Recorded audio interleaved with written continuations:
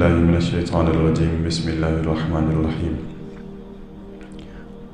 قال اللہ تبارک و تعالی فی القرآن المجید ورفعنا لک ذکرک آمنت باللہ صدق اللہ مولانا العظیم ان اللہ و ملائکتہ یصلون علی النبی یا ایہا الذین آمنوا صلوا علیہ وسلموا تسلیما۔ اللہ رب العزت کی حمد و ثنا کریمہ کا علیہ صلاۃ والسلام کی بارگاہ میں ہدیہ درود و سلام پیش کرنے کے بعد معزز سامعین اور حاضرین، آپ تمام احباب کو ماہ ربیع النور شریف بہت بہت مبارک ہو۔ خالق کائنات مالک کائنات رب لم یزل وحدہ لا شریک، خالق بحر و بر، ہم سب کو کریمہ کا علیہ صلاۃ والسلام کے اسوہ حسنہ پر عمل کر کے اپنی زندگی کو گزارنے کی توفیق عطا فرمائے۔ یقیناً یہ مہینہ عشاقان مصطفیٰ کے لیے ایک خوشیوں کا مسرت بھرا مہینہ ہے، اور جتنا ہو سکے اس میں کریمہ کا علیہ صلاۃ والسلام کی بارگاہ میں ہدیہ درود السلام کا اہتمام کریں۔ کریمہ کا علیہ صلاۃ والسلام کی ولادت یقیناً ہم سب کے لیے ایک بہت بڑی نعمت ہے اور رب تعالیٰ کی بہت بڑی رحمت ہے، اور رب تعالیٰ قرآن مجید میں ارشاد فرماتا ہے کہ قُلْ بِفَضْلِ اللَّهِ وَبِرَحْمَتِهِ فَبِذَلِكَ فَلْيَفْرَحُوا، کہ جب تمہارے پاس اللہ تعالیٰ کا فضل اور اس کی رحمت آ جائے تو پھر خوب چرچے کرو، تو پھر خوشیاں مناؤ، چراغاں کرو۔ پھر اللہ رب العزت فرماتا ہے ہوا خیر مما یجمعون، یہ تمہارے جمع کرنے سے اکٹھا کرنے سے بہتر ہے۔ اور الحمدللہ ثم الحمدللہ، یہ ہم خوش نصیب ہیں کہ اللہ رب العزت نے ہم سب کو کریمہ کا علیہ صلاۃ والسلام کی 1500 سالہ جشن ولادت منانے کی سعادت عطا فرمائی ہے۔ یقیناً یہ سعادت، یہ خوشی کا موقع اللہ جانے اگلے کس قوم کو اور کن لوگوں کو نصیب ہو۔ کوشش کرنی ہے جتنا ہو سکے ہر بندے نے اپنے گھروں میں محفل میلاد کا اہتمام کرنا ہے، اپنے گھروں میں درود پاک کا اہتمام کرنا ہے، اور کوشش کرنی ہے کہ 12 ربیع الاول تک کم از کم 1,00,000 مرتبہ درود پاک پڑھ کے اس کا نذرانہ کریمہ کا علیہ صلاۃ والسلام کی بارگاہ میں پیش کرنا ہے، اور کوشش کرنی ہے کہ 12 ربیع الاول تک اپنے گھروں کو بھی سجانا ہے، اپنے بچوں کی تربیت بھی کرنی ہے، اور یہ ہمارے ایمان کا تقاضا ہے۔ اگر اس میں کوئی کمی بیشی رہ گئی تو ہمارے ایمان کا ضعف نظر آئے گا، کہ کریمہ کا علیہ صلاۃ والسلام کی ولادت کی خوشی دنیا کی ہر خوشی سے بڑھ کر منانی ہے۔ اور ہم سب دعا گو ہیں کہ اس وقت جو ملک پاکستان میں، خاص کر صوبہ پنجاب میں، جو اللہ رب العزت کی طرف سے ہم سب کے اوپر جو ایک آزمائش آئی ہے پانی کی صورت میں، کریمہ کا علیہ صلاۃ والسلام کی ولادت کے صدقے سے، ماہ ربیع النور شریف کے صدقہ سے، اللہ رب العزت ہم سب کو اس مصیبت سے، اس آزمائش سے، اس آفت سے محفوظ فرمائے۔ یقیناً یہ ہمارے اعمال کی وجہ سے ہے، کیونکہ جب گناہوں کا سلسلہ بڑھ جاتا ہے، جب لوگ اللہ کو یاد کرنا بھول جاتے ہیں تو پھر اللہ رب العزت اپنے بندوں کو یاد کرواتا ہے کہ اگر میرے دروازے سے پھر جاؤ گے، اگر مجھے یاد کرنا بھول جاؤ گے تو میں تمہارے اوپر کسی قسم کا بھی عذاب نازل کر سکتا ہوں، اور اللہ اس چیز پر قادر ہے۔ اور میں پڑھ رہا تھا ایک کتاب میں لکھا ہوا تھا کہ قیامت کی نشانی ڈھونڈنے کی ضرورت نہیں پڑے گی۔ کریمہ کا علیہ الصلوۃ والسلام نے فرمایا کہ جب تمہیں مسجد میں ہنسی آنے لگ جائے، جب تم مسجد میں آؤ اور تمہیں کسی قسم کا خوف نہ رہے، تو پھر تمہیں ضرورت نہیں ہے کہ تم قیامت کی نشانیوں کو ڈھونڈو، پھر تمہیں ضرورت نہیں ہے کہ تم کسی بندے سے جا کے پوچھو کہ آیا کہ اب قیامت کب آئے گی۔ یہ قیامت کی نشانیوں میں سے ہے کہ جب بندہ مسجد میں جائے تو وہ ہنسنے لگ جائے، بندہ مسجد میں جائے تو اللہ کا خوف نہ لگے، کیونکہ یہ وہ بارگاہ ہے جہاں پر صحابہ کرام آتے تھے تو آپ کے چہروں کے رنگ جو ہے وہ زرد ہو جایا کرتے تھے کہ ہم احکم الحاکمین کی بارگاہ میں جا رہے ہیں، کہیں کوئی غلطی نہ ہو جائے، کہیں کوئی خطا نہ ہو جائے، کہیں کوئی ایسا عمل نہ ہو جائے جس سے اللہ اور اس کا رسول ہم سے ناراض ہو۔ لیکن آج ہماری حالت کچھ یوں ہو چکی کہ مسجد میں آتے ہوئے ہمیں خوف ہی نہیں ہوتا کہ ہم کس کی بارگاہ میں جا رہے ہیں، بس آئے ہنسی مذاق میں نماز پڑھی اور وہ جا رہے ہیں۔ اور اب تو ہمارے نوجوان، ہمارے جو مسلمان بھائی ہیں، ان کی حالت کچھ یوں ہو چکی ہے کہ لگتا کچھ یوں ہے کہ ان کے اوپر صرف جمعہ کی نماز فرض ہے، باقی کوئی نماز نہ پڑھنی ہے اور نہ ہی کسی کو کہنا ہے۔ اور جمعہ کی نماز میں بھی صرف دو فرض پڑھنے کے بعد لوگ ایسے مسجد سے بھاگتے ہیں جیسے باہر کوئی آگ لگی ہوئی جس کو جا کے بجھانا ہے۔ اب ایک یہ روایتی اور فطرتی عمل ہے، ہم اگر کسی کے گھر جاتے ہیں مہمان بن کے، یا ہم کسی کی بیٹے کی یا بیٹی کی ولادت کی خوشی میں ان کی محفل میں شامل ہوتے ہیں تو ہم بغیر کسی تحفے کے وہاں پر شامل نہیں ہوتے، مطلب کہ خالی ہاتھ نہیں جاتے۔ کیوں کہ اگر خالی ہاتھ جائیں گے تو وہ کہیں گے کہ بھائی دیکھو ہم نے اس کو اپنی جو ہے نا وہ محفل میں بلایا اور یہ خالی ہاتھ آ گیا، تو یہ توہین سمجھی جاتی ہے۔ تو جیسے ہم دنیا داری کا لحاظ رکھتے ہوئے کسی بچے کی ولادت کی خوشی میں اس کے گھر جاتے ہیں، یا سال بعد جیسے خوشی منائی جاتی ہے، ہر کوئی اپنے طریقے سے مناتا ہے، تو جیسے ہم ان کے گھر جاتے ہیں خالی ہاتھ نہیں جاتے، تو کریم آقا علیہ الصلوۃ والسلام کی ولادت کی خوشی ہم منانے لگے گا۔ تو ہمیں چاہیے کہ اس پر بھی ہم کریم آقا علیہ الصلوۃ والسلام کو کوئی نہ کوئی ایک تحفہ ضرور پیش کریں۔ وہ تحفہ کئی صورت کا ہو سکتا ہے، اس میں یہ ہے کہ آپ نیت کر لیں کہ آج کے بعد میں کبھی نماز قضا نہیں کروں گا، یا آپ یہ نیت کر لیں کہ اگر میں داڑھی کٹواتا ہوں تو آج کے بعد میں داڑھی نہیں کٹواؤں گا، اگر میں کسی قسم کے صغیرہ یا کبیرہ گناہ میں مبتلا ہوں تو کریمہ کا علیہ الصلوۃ والسلام کی ولادت کی خوشی میں آپ کو تحفہ دیتے ہوئے میں اس گناہ سے پکی اور سچی توبہ کرتا ہوں۔ اس طرح کے تحفے اگر ہم دیں پھر پتہ چلے گا کہ ہم عاشق مصطفیٰ ہیں۔ یہ نہیں کہ اوپر سے نعرے بازیاں لگائی جائیں، اوپر سے جو ہے نا وہ محفل میلاد کروائے جائیں، گھروں کو سجایا جائے اور اندر خالی ہو، ایسا نہیں۔ اور یہ رب تعالیٰ کی بہت بڑی نعمت تھی ہمارے اوپر، یہ آپ علیہ الصلوۃ والسلام کا احسان عظیم ہے جس کو ہم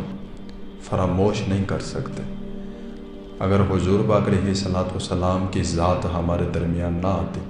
جس کو رب تعالیٰ نے فرمایا لقد من اللہ علی المؤمنین اذ بعث فیہم رسولا، کہ میں نے مومنین میں سے ان کے اندر اپنا رسول بھیج کر ان کے اوپر احسان عظیم کیا۔ یہ مومنین پر احسان جتایا جا رہا ہے۔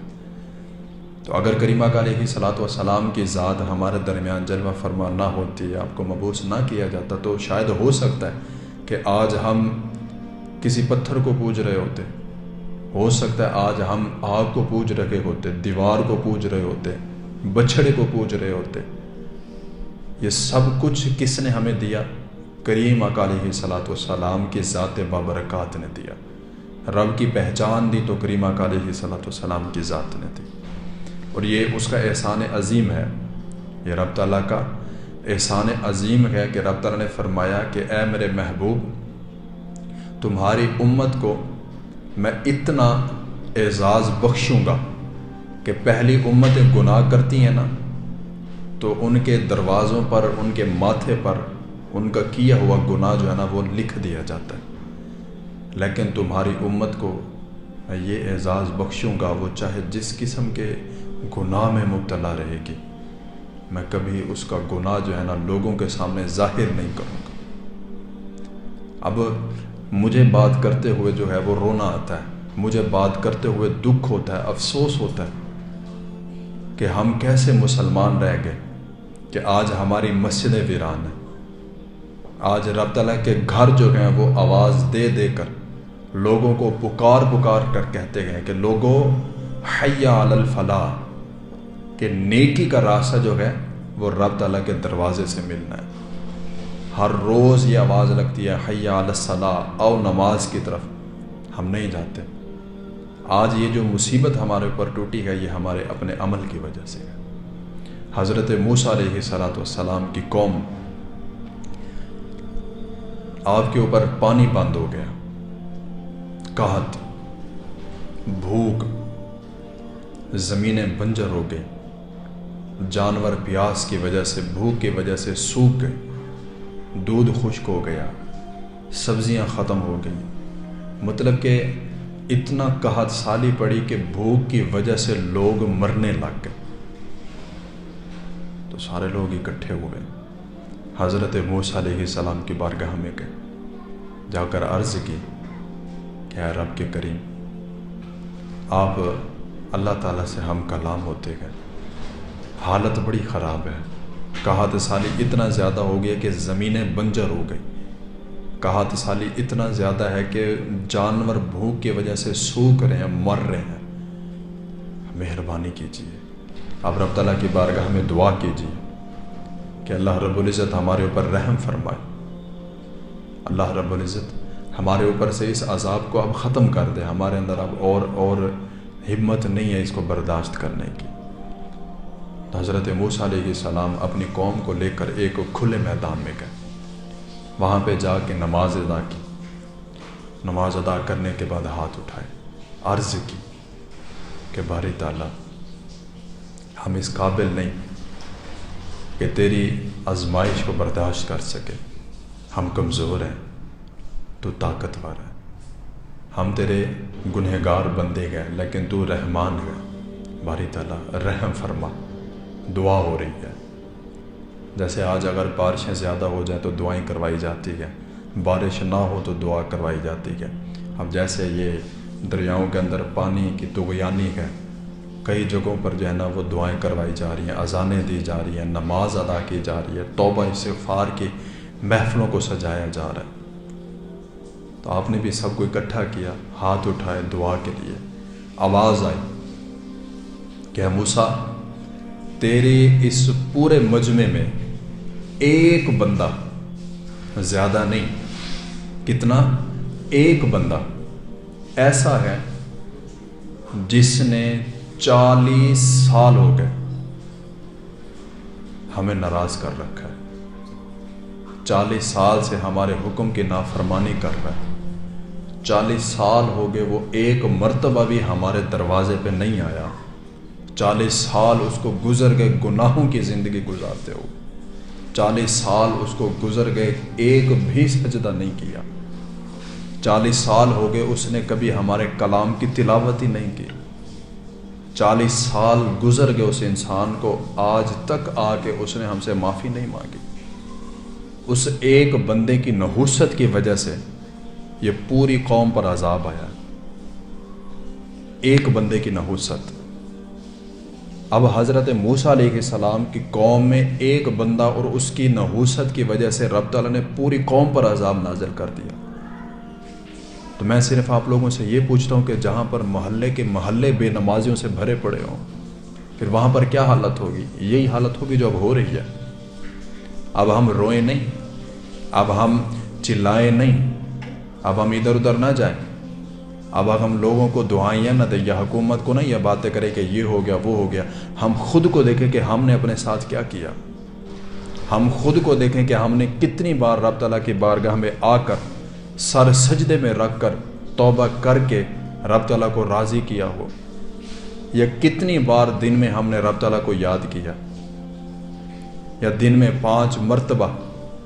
نماز کے لیے آواز لگائی جاتی ہے۔ ہم میں سے کون ہے جو مسجد میں جاتا ہے نماز پڑھنے کے لیے؟ جب ہم نے رب تعالیٰ کو بھلا دیا تو پھر رب تعالیٰ نے ہمیں یاد تو کروانا تھا کہ تمہارا رب ہے جو ہر چیز پر قادر ہے، وہ جو چاہے کر سکتا ہے۔ میرے بھائیوں، یہ کوئی چھوٹی مصیبت نہ سمجھیں۔ یہ پانی وہ بے رحم چیز ہے، یہ کسی کو دیکھتا نہیں، اس نے جدھر بہنا ہے نا پھر رکنا نہیں۔ اور ہم نے یہ بھی یقین مانے، میں کہتا ہوں یہ بھی ایک قسم کا گناہ ہے کہ رب تعالیٰ کی طرف سے آئی ہوئی مصیبت کو ہم ہنسی مذاق میں اڑائیں۔ یہ بھی ایک قسم کا گناہ ہے۔ آج ہم خاص کر یہ جو ہم لاہور شہر کے لوگ ہیں، ہم نے رب تعالیٰ کی طرف سے آئی ہوئی اس مصیبت کو، اس آزمائش کو ہنسی اور مذاق بنا رکھا ہے۔ یہ بھی رب تعالیٰ کی پکڑ ہے کہ اس کی طرف سے مصیبت آئی ہے، اس کی طرف سے آزمائش آئی ہے، پھر بھی ہمیں عقل نہیں آ رہی، پھر بھی ہمیں ہوش نہیں آ رہی، پھر بھی ہمیں یہ نہیں سمجھ لگ رہی کہ ہمیں چاہیے کہ ہم توبہ استغفار کریں، ہمیں چاہیے کہ ہم مساجد کا رخ کریں، ہمیں چاہیے کہ ہم رب تعالیٰ کی بارگاہ میں جا کر توبہ استغفار کریں، رب تعالیٰ کو منائیں کہ باری تعالیٰ ہمیں معاف فرما۔ ہمارے پاس اتنا طاقت نہیں کہ ہم تیرے عذاب کو برداشت کر سکے، نہیں۔ آج ہمارے دل اتنا سخت ہو گئے کہ ہمیں عذاب ہی نہیں نظر آ رہا، اور کہاں کی کیا بات کریں گے ہمارے اس محلے سے۔ ہم نے خود دیکھے لوگ اس طرح جا رہے ہیں جیسے کوئی بندہ شادی پہ جا رہا۔ اب جس کی طرف سے بھی پانی آیا، جیسے بھی آیا، رب تعالیٰ کی طرف سے آزمائش ہے ہمارے اوپر، یہ اس کا عذاب ہے۔ اور پانی کسی پر رحم نہیں کرتا، پانی کو صرف ہلکا سا جو ہے نا راستہ چاہیے، وہ سب کچھ بہا کے لے جاتا ہے، کچھ بھی نہیں چھوڑتا۔ ہم اپنے گھروں میں بیٹھے ہیں محفوظ، ہمیں نظر نہیں آ رہا، ہمیں محسوس نہیں ہو رہا۔ ان کو جا کے دیکھیں جو رات کو سوئے اور پانی ان کے لیے قیامت بن کے ٹوٹا، جن کے بچے، مال، بیوی، بچے سب کچھ بہہ گیا، سب کچھ بہا کے لے گیا پانی، ایک سیکنڈ کی مہلت نہیں ملی، اور ہم جو ہے اس کو مذاق سمجھ رہے ہیں۔ ہم کہتے ہیں کہ جی پانی آیا ہوا، پانی کو دیکھنے چلے۔ وہ بھائی پانی کو دیکھنے کی بجائے ہمیں چاہیے کہ ہم اللہ تعالیٰ کے خوف سے ڈر کے رب تعالیٰ کی بارگاہ میں آ کر توبہ کریں۔ یہ کوئی مذاق نہیں ہے، یہ کوئی چھوٹی موٹی چیز نہیں ہے، یہ پانی ہے۔ اور جب اس نے اپنا آپ دکھانا ہے نا، ہمیں ہوش بھی نہیں رہنی کہ ہمارے ساتھ ہوا کیا ہے۔ ہم نے رب تعالیٰ کی طرف سے آئی ہوئی آزمائش کو بھی مذاق بنا کے رکھ دیا ہے۔ میرے بھائی ایسی کام نہ کریں، ایسی حرکتیں نہ کریں کہ رب تعالیٰ ہمارے اوپر اور زیادہ ناراض ہو جائے۔ تو خیر میں بتا رہا تھا، حضرت موسیٰ علیہ السلام نے دعا فرمائی۔ اللہ رب العزت نے فرمایا کہ اے موسیٰ، تمہارے اس پورے مجمع میں ایک بندہ ہے جس کی نحوست کی وجہ سے پوری قوم پر عذاب آیا ہے، اس بندے کو اس مجمع سے باہر کر، تیری دعا فوراً قبول ہو جائے گی۔ حضرت موسیٰ علیہ السلام جلال میں آ گئے کہ کون سا ایسا بدبخت ہے جس کی وجہ سے پوری قوم آج مصیبت میں مبتلا ہو گئی۔ اب ذرا یہاں پر رک کے ہم یہ سوچیں کہ ایک وقت ہو، ہم جتنا نیک و پارسا ہے، وہ کہتے ہیں نا کہ بے گناہ وہ ہے، نیک وہ ہے جو پکڑا نہ جائے۔ جو پکڑا نہیں جاتا وہ بے گناہ ہے، اور جو پکڑا گیا گنہگار ہے۔ وہ ہر سب کو پتہ ہے، سب کو پتہ ہے کہ ہم کیا کرتے ہیں، یہ اس کی کرم نواز ہے کہ وہ ہماری پکڑ نہیں کرتا۔ ہم ذرا سوچیں کہ ایک ایسا وقت ہو کہ کچہری لگی ہو، رب تعالیٰ کے سامنے ہم سب حاضر ہوں۔ اب اس کچہری میں ہماری بیوی، ہمارے بچے، ہمارے شاگرد، ہمارے والدین، ہمارے بہن بھائی، ہمارے رشتہ دار، ہمارے عقیدت مند سب کھڑے ہوں۔ چلو میں اپنی مثال لے لوں۔ اب مجھ سے محبت کرنے والے کافی سارے لوگ ہیں اس ملک پاکستان میں بھی اور ملک پاکستان سے باہر بھی۔ اب میں اپنی مثال لے لوں کہ ایک ایسا مجمع لگاؤ کہ کچہری لگی ہے، اب سارے بندے مجھے جاننے والے کھڑے ہیں۔ اب ہر بندہ اس کو اپنی طرف بھی سوچے کہ ہم کھڑے ہیں، کچہری لگی ہے، ہمارے بیوی بچے، ہمارے بہن بھائی، ہمارے ماں باپ، سب ہمارے چاہنے والے ماننے والے اس میں کھڑے ہیں، اور رب تعالیٰ ہماری جتنا بھی کارستانی ہے وہ ساری کی ساری ظاہر کر دے، پھر ہماری حالت کیا ہوگی؟ دیکھنے والوں میں ہماری بیٹی بھی موجود ہو، جب وہ دیکھے کہ استغفر اللہ میرا باپ یہ کام بھی کرتا تھا،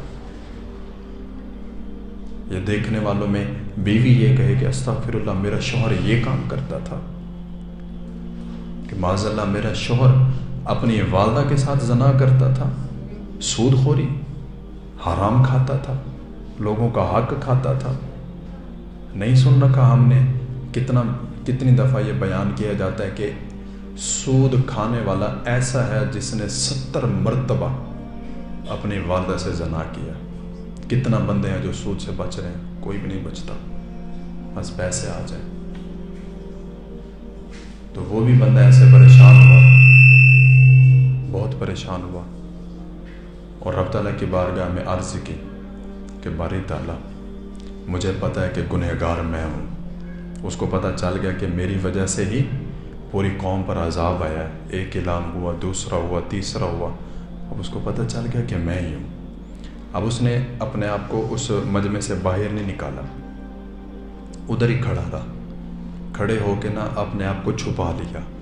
کپڑا یا کوئی بھی چیز پکڑ کے نا اپنا منہ چھپا لیا اس میں۔ وہ جو گنہگار تھا منہ چھپا کے نا رب تعالیٰ کی بارگاہ میں ایک آنسو کا قطرہ بہایا، ایک آنسو کا قطرہ، زیادہ نہیں، سچے دل سے توبہ کی کہ باری تعالیٰ مجھے معاف فرما دے، میں مانتا ہوں مجھ سے غلطی ہو گئی، تو رحیم ہے، میں گنہگار ہوں، تو بخشنے والا ہے اور میں خطا کار ہوں، اگر تو مجھے معاف نہیں کرے گا تو کون کرے گا؟ باری تعالیٰ مجھے معاف فرما دے، آج کے بعد کبھی بھی گناہ نہیں کروں گا، آج کے بعد کبھی بھی تجھے ناراض نہیں کروں گا، آج مجھے اس رسوائی سے بچا لے۔ اگر آج قبیلے والوں کو پتہ چل گیا، میرے ماں باپ کو، میرے بہن بھائیوں کو، میری اولاد کو پتہ چل گیا، میں رسوا ہو جاؤں گا، باری تعالیٰ مجھے معاف فرما دے۔ حضرت موسیٰ علیہ السلام ادھر سے اعلان فرما رہے ہیں، جلال میں ہیں کہ کون سا ایسا بدبخت ہے جس کی وجہ سے پوری قوم پر عذاب آیا ہوا ہے۔ تو ادھر سے اعلان ہو رہے ہیں، اور رب تعالیٰ نے فرمایا کہ جب تک وہ بندہ اس مجمع سے نہیں نکلے گا رحمت کی بارش نہیں برسے گی۔ تو ابھی اعلان کر رہے تھے کہ ادھر سے رحمت کی بارش چھما چھم برسنا شروع ہو گئی، قحط ختم ہو گیا۔ تو حضرت موسیٰ علیہ السلام بڑے پریشان، بڑے حیران، عرض کی کہ باری تعالیٰ ابھی تو کوئی بندہ مجمع سے نکلا ہی نہیں، ابھی تو کسی نے کہا ہی نہیں کہ وہ گنہگار میں ہوں، وہ خطا کار میں ہوں جس کی وجہ سے پوری قوم پر عذاب آیا ہوا ہے۔ تو نے فرمایا تھا جب تک وہ نہیں نکلے گا رحمت کی بارش نہیں برسے گی، اس آزمائش کو ختم نہیں کیا جائے گا۔ ابھی تو وہ نکلا ہی نہیں تو رحمت کی بارش برسنا شروع ہو گئی۔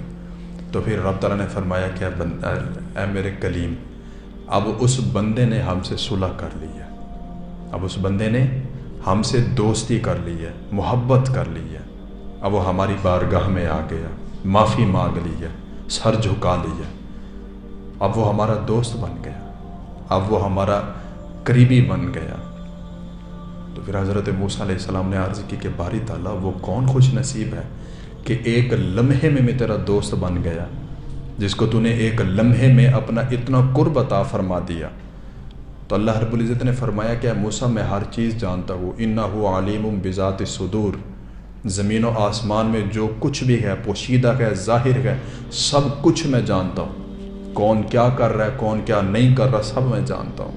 کون رات کو اندھیرے میں کیا کام کرتا ہے، کون ناپ تول میں کمی کرتا ہے، کون مال بیچتے ہوئے جھوٹ بولتا ہے، کون مال بیچتے ہوئے قسمیں اٹھاتا ہے، کون غلط بیانیاں کرتا ہے، میں سب جانتا ہوں۔ لیکن اس کے باوجود بھی میں نے پردے ڈال رکھے گئے۔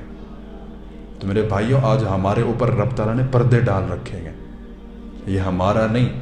یہ کریم آقا علیہ الصلوۃ والسلام کی ذات کی وجہ سے ہے جو بھی ہے۔ تو میرے بھائیوں، میں آپ کو یہ جو واقعہ، یہ جو میں آپ کو روایت سنا رہا تھا، اس کا مقصد یہ ہے کہ ایک بندے کی نحوست پوری قوم کو لے ڈوبتی ہے، اور جہاں پر پورا کا پورا محلہ بے نمازی ہو، جہاں پر پورا کا پورا محلہ نماز کے وقت گھر سے ہی نہ نکلے، تو پھر عذاب تو آئے گا۔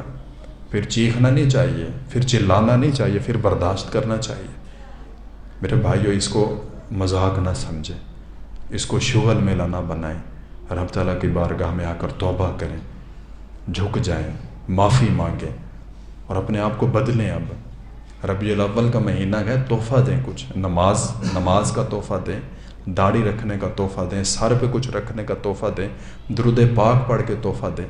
ایسے نہ ضائع کریں اس چیز کو۔ یہ زندگی بار بار نہیں آئے گی، ایک بار ملی ہے، بعد میں صرف پچھتاوا ہی ہوگا اور کچھ بھی نہیں ہوگا۔